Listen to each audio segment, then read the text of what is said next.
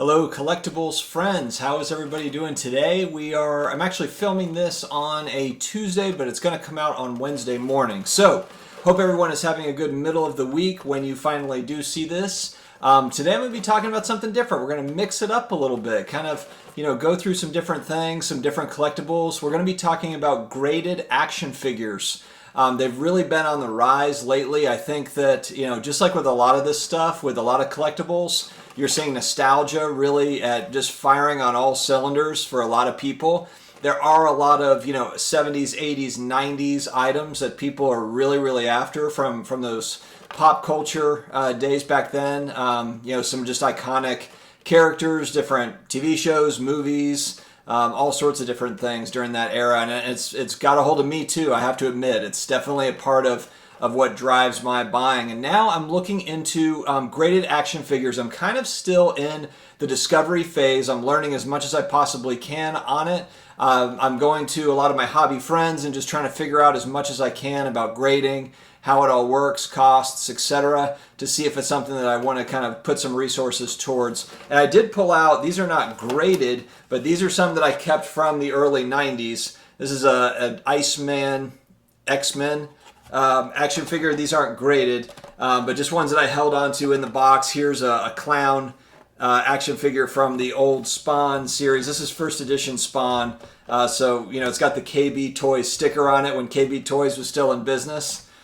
Rest in peace, KB Toys. Toys R Us. Amazon is taking over the world. But, these bring back memories for me, and so I thought they would be, interesting to hold on to, and I'm just holding on to them to see what happens. But if anything, they're just kind of fun nostalgia pieces that I still have. Today, though, we are going to be talking about figures from a galaxy far, far away, and you guessed it, Star Wars figures. And believe it or not, they're not buying them in a galaxy far, far away. It's happening here, and it's happening now, and in a huge way.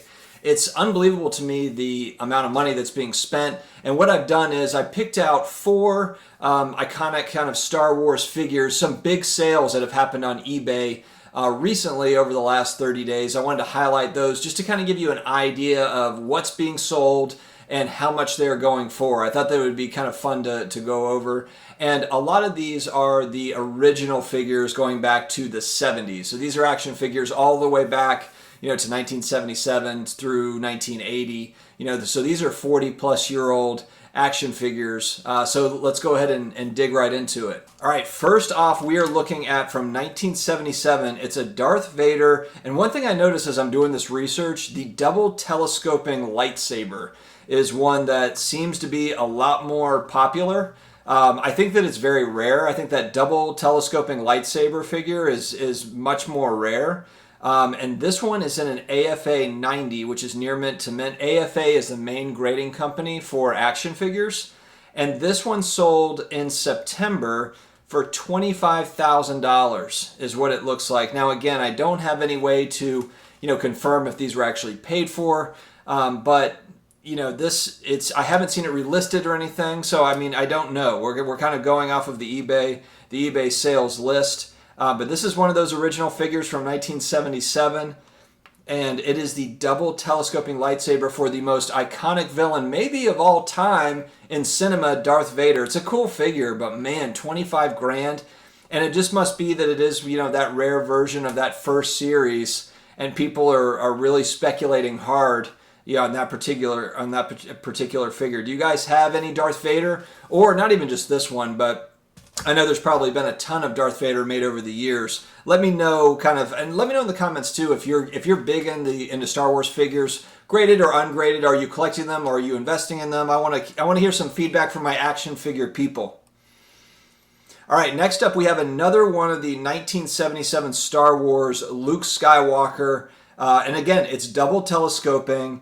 And this one's graded by CAS, which is another grading company. I needed to look into them and just kind of understand a little bit more about their offering.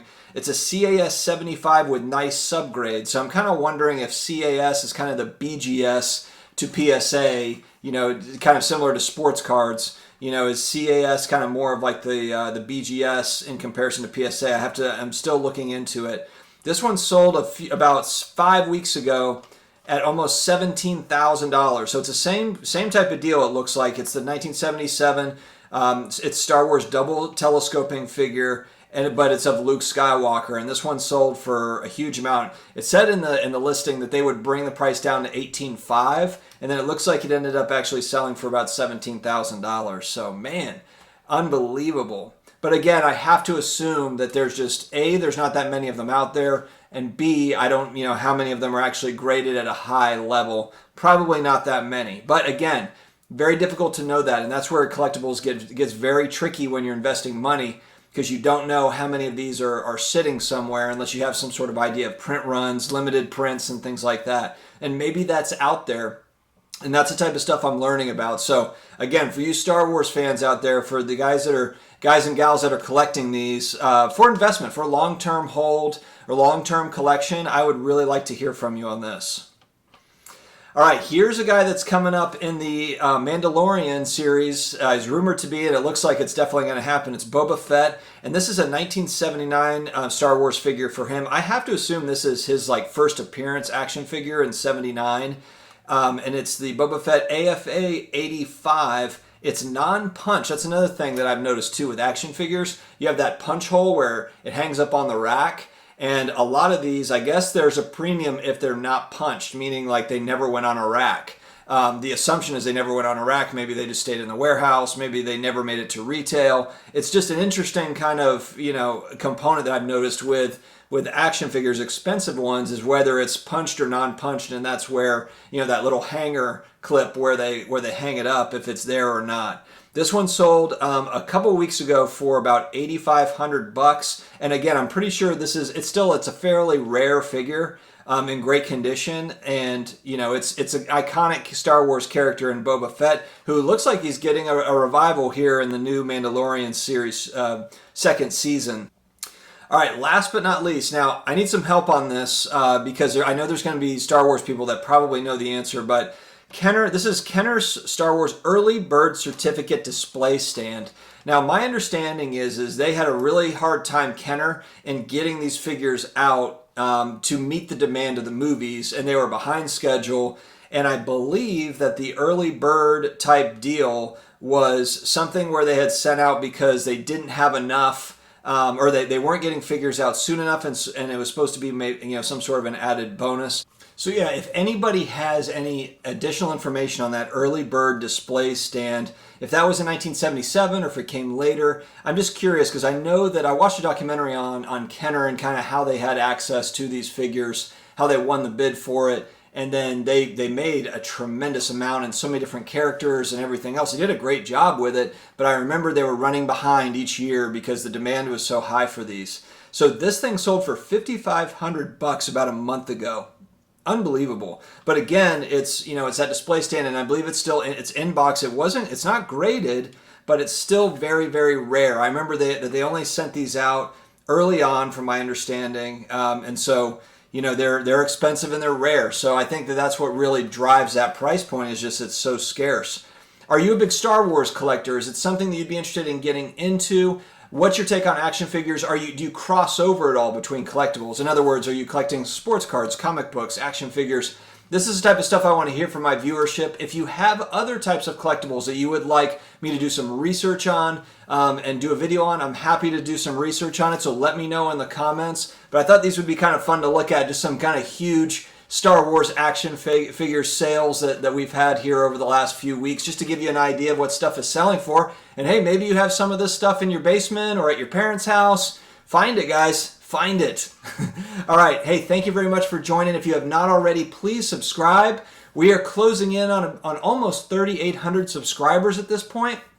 And it would be awesome to have you here with us. Hit the notification bell so you know when new videos are coming out. And we do come out with daily videos on collectibles, all sorts, sports cards, action figures, comic books, and then personal finance kind of tied all within that. So please join us again, subscribe, and we will see you again soon. Take care, guys.